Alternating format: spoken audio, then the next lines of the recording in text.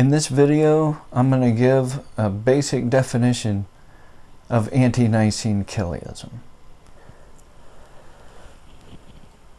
Well, first is what the meaning of anti is. So here's a definition from dictionary.com. Ante, a prefix meaning before. And don't confuse this with anti, A-N-T-I.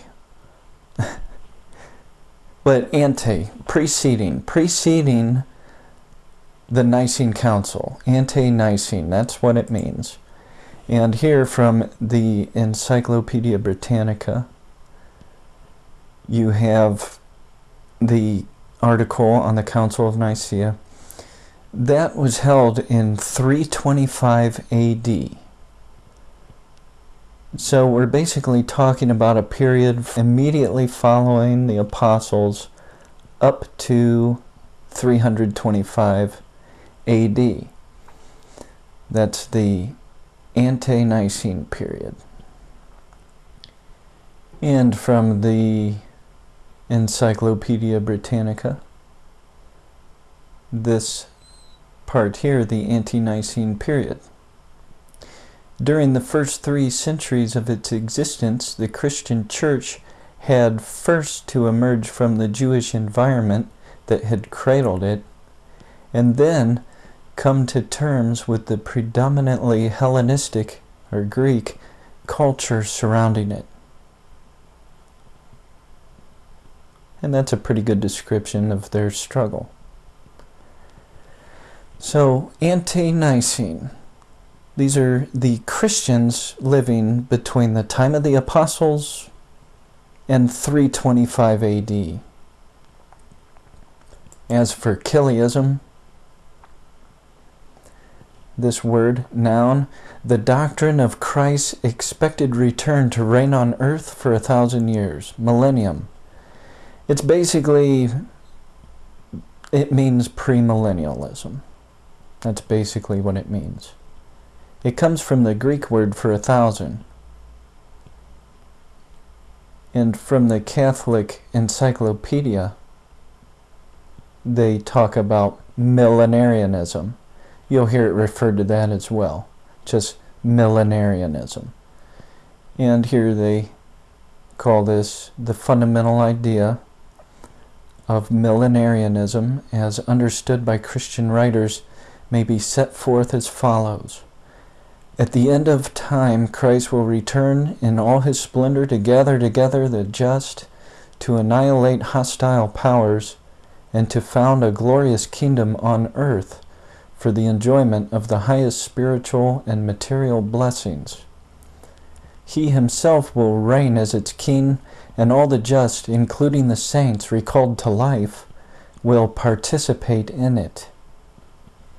At the close of this kingdom, the saints will enter heaven with Christ, while the wicked, who have also been resuscitated, will be condemned to eternal damnation.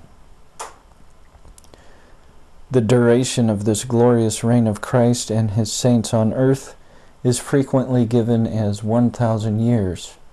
Hence it is commonly known as the millennium.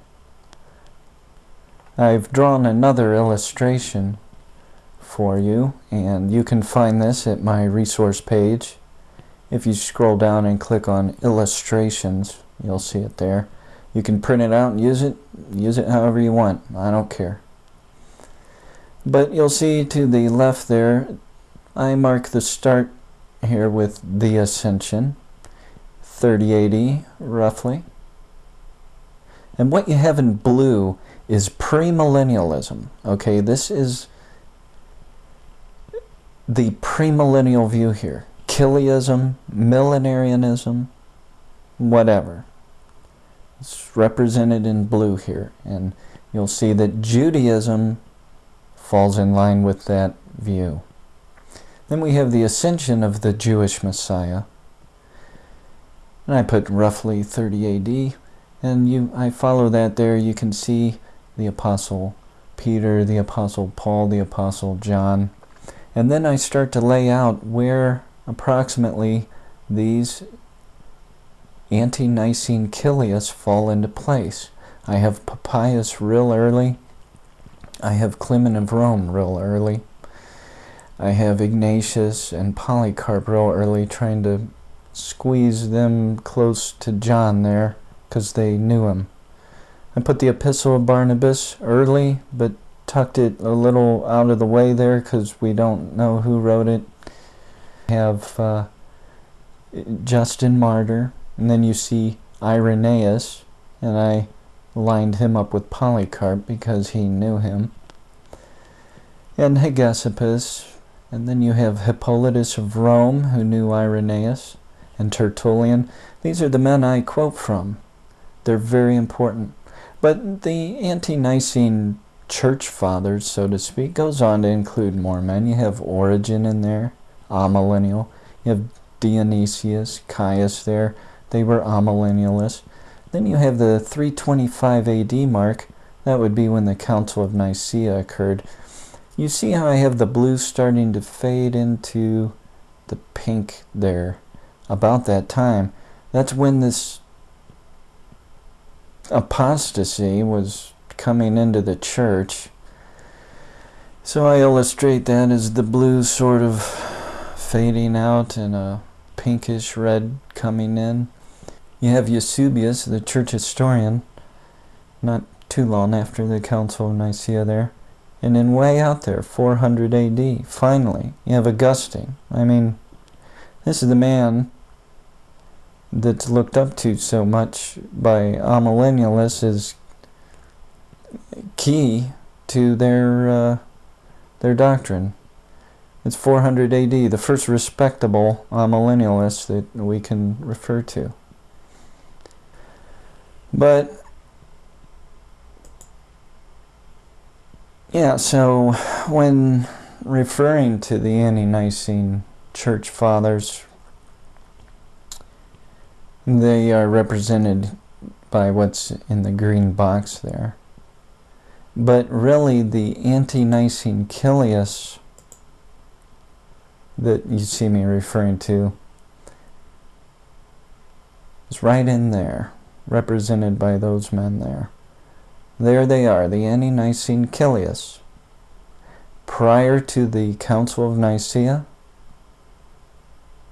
they were premillennialists. And there's your basic definition of the term. Hope that helps. Hope you enjoyed the video, and I'll talk to you next time.